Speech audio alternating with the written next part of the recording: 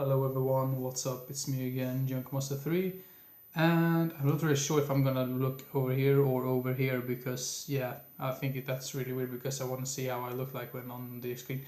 No, I'm just bubbling here, can't speak today, like you can hear, but this is sort of a delayed video, you could say, because this is going to be the top 5 of the month for the month of August, the best movies that I've watched for the very first time during that month. What are we waiting for? Let's begin right away. First off, at number 5, we have a movie called, to be honest, this is more like a documentary, Bowling for Columbine. I think this is a really interesting documentary and something that really I really enjoy the movie itself, but the thing is, I think the title is a little bit stupid because when you hear this title of the movie, you basically think, oh, Columbine, they're going to go into more details about Columbine and what happened there and the gun shooting and everything. I mean, when you have a title like that, you expect people to talk about the Columbine massacre, but they are just like mentioned here and there throughout the whole movie. I think the movie would, not the movie, but I think the documentary would have a better title if it was called like Gun Violence in the US or something, because that's basically what it is about, the gun violence in the US, and they interview like people who don't like the gun violence, or some people that are like gun nuts, basically Charleston Heston. Bowling for Columbine is still a really good documentary in my opinion, but I think the title is a little bit misleading.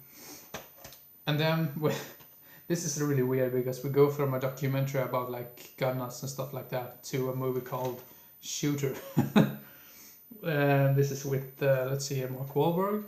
I know for sure like that I've been wanting to see this movie for such a long time, and when I finally did, I actually watched this movie for the first time with one of my friends, and both of us really enjoyed this one, and both of us are really big like action movie fans. So yeah, Shooter, this is I don't really know what to say about it because I think it's pretty well known, and I might even give you the links down below to the IMDb page for each and every movie in this list. But yeah, Shooter at number 4. Sorry, I've had a bit of a cold in the last week or so that's the reason why I keep... Yeah. Now let's see here. At number 3 we have the second Hobbit movie called Hobbit, The Desolation of Smaug, or Smaug. To be honest, I mean, I think like with most of these films, that these movies, I mean, I've seen all of them right now, and I remember I watched the first one in the theaters when it came out, and I was like, oh, this is a really great movie, and then I rewatched it like a couple of months later with a friend, and I was like, how could I enjoy this movie so much? And after that I didn't bother by watching part 2 or 3 in the theaters because I was very disappointed on the first movie.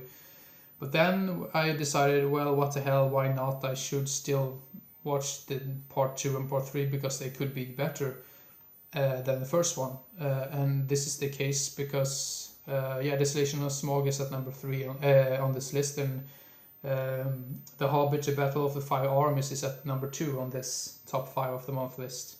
So I just think they get better and better, and this is really weird because I think most people prefer the Desolation of Smaug over the Battle of the Five Armies. I think people mostly think the Battle of the Five Armies is the weakest in the series, and I think it's the best in this series. And I think I'm in not minority, but I think I'm in the majority to think that the Lord of the Rings movies are much, much, much better than the Hobbit films. But the Hobbit films, they're still alright, and I think part 2 and part 3 is really entertaining for what they are. Part 1, an unexpected journey, so I should say, but yeah, in my opinion they keep getting better. So Hobbit trilogy. Now this just really mixed things up with the top list, but yeah, Desolation of Smaug at number 3 and Battle of the Five Armies at number 2.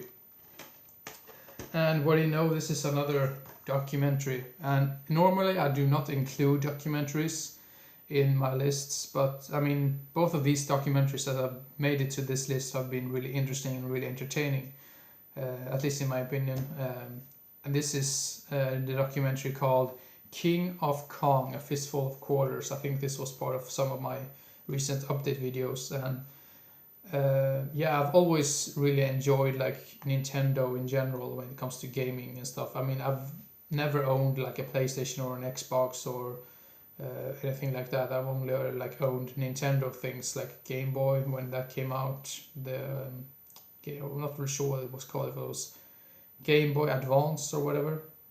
And then I got my first like GameCube, and then I bought a Wii, and then I started to get bored of the things. But now I'm just looking this history of mine. But this is a really interesting movie. But this is basically about a guy who tries to beat the world record in the original Donkey Kong game or Mario game, where you basically have to play as Mario to climb ladders and dodge barrels and flames and so on.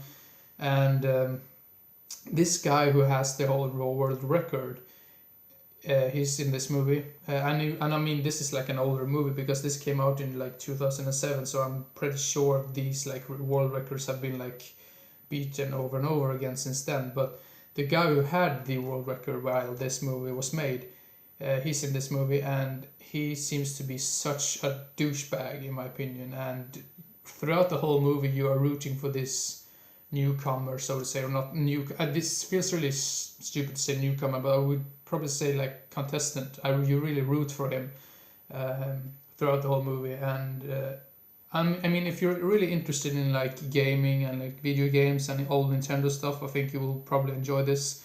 At least I did. So yeah, King of Kong, A Fistful of Quarters.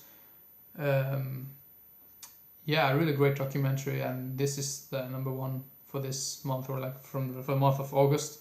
So yeah, thank you very much for watching, and I hope you enjoyed and didn't get bored. And hopefully I'm actually thinking about maybe making like another review video or a top 10 list. Probably a top 10 list, because I haven't made a top 10 list in like ages. And I think I will probably talk very much about specific movies in the upcoming month, because it's going to be the month of October, and that means a whole lot of horror movies.